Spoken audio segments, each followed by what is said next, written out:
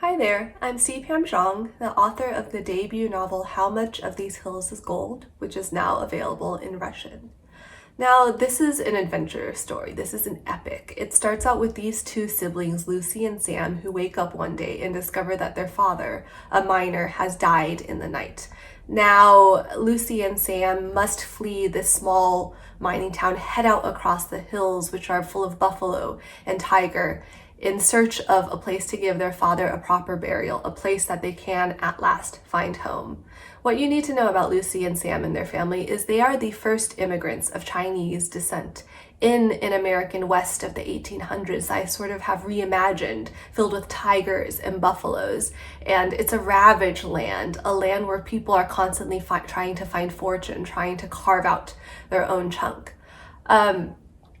I grew up reading Greek mythologies. I grew up reading Westerns like those written by John Steinbeck, and Larry McMurtry, full of these gun-toting cowboys, larger than life, living these dramas. And as much as I loved this literature as a child, I realized at some point as an adult that I never read this kind of literature that had people like me or my family in it. And I thought, aren't we just as deserving of having our lives told on this grand scale? Aren't our tragedies and our triumphs just as deserving? So this book is really a response to that. It's a way to write myself into this tradition. And it's also a love letter to the landscape of the Wild West, of California, of these areas that I grew up in, because I feel such a deep connection to the land. And, it's an immigration story.